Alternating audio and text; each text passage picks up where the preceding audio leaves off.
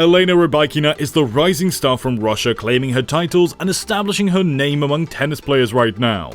But do you know what other tennis players have to say about her? Well, welcome back to Tennis Experts. Rybakina, who won the women's singles at the Wimbledon on July 9th, was born in Moscow and competed in the Russian system up until 4 years ago, when financial difficulties prompted her to change her nationality. Miami and Indian Wells always gave us plenty to ponder, but the rising star who is definitely stealing the spotlight is Petra Kvitova and Elena Rybakina. They have provided some insightful responses in tennis this year. In tennis, the sunshine swing has a strong and stable reputation.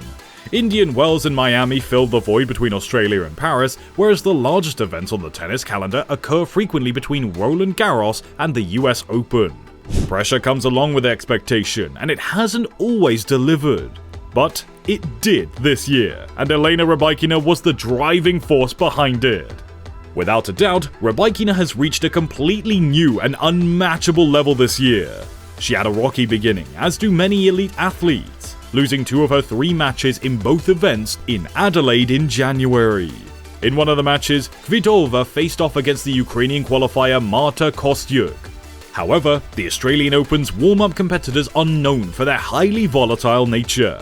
Different players enter them at various levels of competition preparations. Some people have an innate sense of timing, while it takes a few others few sets to find their best tennis avatar. This is how it has always been, and will most likely always be. However, generally speaking, by the time the players arrive at Melbourne Park for the main tournament, we get a true picture of their skill level.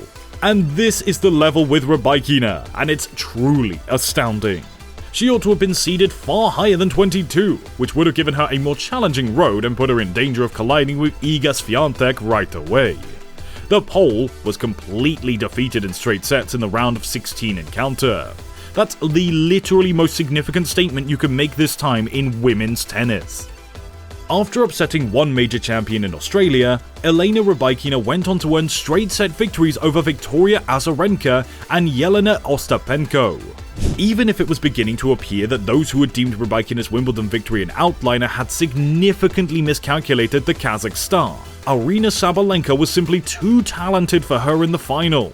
She nevertheless continued to pave her way into the sunshine swing, and where many people saw her as having much to prove, she made it a point to leave her mark. She leaves it with a solid reputation as one of the best WTA players. At the concluding note of Miami, Elena Rybakina expressed her happiness and pride that came from her hard work and passion. And who was to blame her? She had twice dismissed the dominant WTA player with ease, just as she had done with her critics. Even though her ranking was lacking the 2,000 points her Wimbledon victory should have given it, she departed the United States as the 7th ranked person in the world. She had become the 3rd ranked player in the world with them, behind only Swiatek and Sabalenka. In recent years, Kvitova's star had undeniably diminished. Her skill has never been in question, and her magnificent left arm is still one of women's tennis game's most feared and revered weapons in the tennis world. But it was starting to be difficult to use as effectively as feasible. The Czech hasn't advanced past the round of 16 at a Grand Slam in over 3 years. For a player with a distinguished career who is used to frequently playing at Grand Slams and occasionally winning them, that must have been a rude awakening. Right when Rybakina won the Wimbledon, John McEnroe made a remark on her reactions to it. Didn't even acknowledge that Rybakina, a Kazakhstani tennis player, had won Wimbledon. McEnroe jokingly said during the BBC Wimbledon broadcast. "Tell her she won this thing," someone said.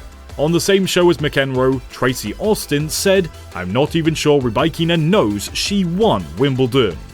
The Duchess of Cambridge presented the Venus Rosewater dish to Rybakina before Jabeur made fun of the fact that Rybakina stole her prize. The Tunisian told the on-court reporter, "Elena stole my title, but it's okay.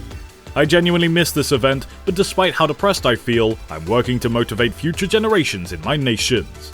I hope they're paying attention, and I also want to thank his lovely audience for their unwavering support throughout the past 2 weeks. It's been incredible." These unnecessary shady talks are not something that Elena heeds to. Elena Rybakina, who became the first representative of Kazakhstan to win a Grand Slam singles championship, credits her success to the training in Russia, according to the head of the Russian Tennis Federation. After all, it's a Russian school.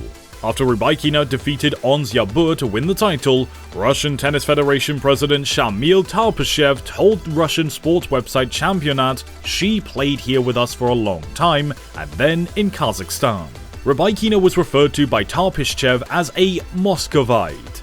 As we continue, make sure to like, share and serve that subscribe button for more exciting videos like these. Due to the tournament's ban on players from Russia and Belarus as a result of Russia's invasion of Ukraine, Rybakina, 23, sadly would not have been able to compete in this year's Wimbledon as a Russian. During her post-game press conference, she was questioned as to how she would respond if Russia attempted to politicize her victory. "I have played for Kazakhstan for a very long period, as I have stated in prior interviews. It was my desire to represent this nation at the Olympic Games, and I did just that," she remarked. "I can only speak for Kazakhstan when I say that." This was indeed a strong statement to make. But she will now have a difficult test when she plays two-time Australian Open champion Azarenka in the semi-finals. In his commentary for the Eurosport's coverage of the Australian Open, Robson said of Rybakina, "She's been there before and she's been sneaking through the draw. But it will depend on how Rybakina serves, because it's currently an unplayable shot. Whether Azarenkina takes a few steps back and gives her a different look on the return position, we'll see tomorrow. But I think those first couple games, they'll feel each other out."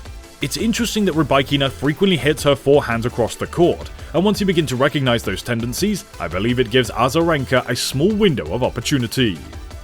After winning Wimbledon last year, Elena Rybakina is in her second Grand Slam final, and former number 1 Mats Wilander thinks it will be the first of many. Rybakina, who is yet to lose a set in the competition, advanced to the final by defeating Victoria Azarenka, a two-time champion in Melbourne, 7-6, 3, 6-3. With a tournament-high 44 aces, the Kazakhstan serve has propelled her to the championship match of the year's first major.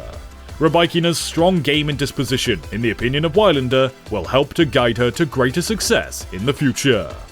With that kind of game and personality, Wilander predicted that she will reach 10 Grand Slam finals. "It's huge now, but it won't be huge in 5 years, he added. "She's only beginning off, but she's always so serene and gentle. The goal is to win the tournament and many more of these because the competition is still ongoing." The 23-year-old defeated Ons Jabeur to win her first Grand Slam championship at SW19. But when she takes on fellow powerhouse Aryna Sabalenka on Saturday, she will have a very different test. The Wimbledon winner has never defeated Sabalenka in a competitive match, losing all 3 of their prior encounters in tiebreaker sets.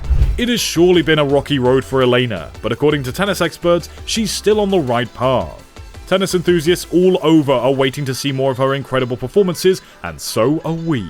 And with that, we come to the end of this video. If you liked it, then don't forget to click that like, subscribe, and share.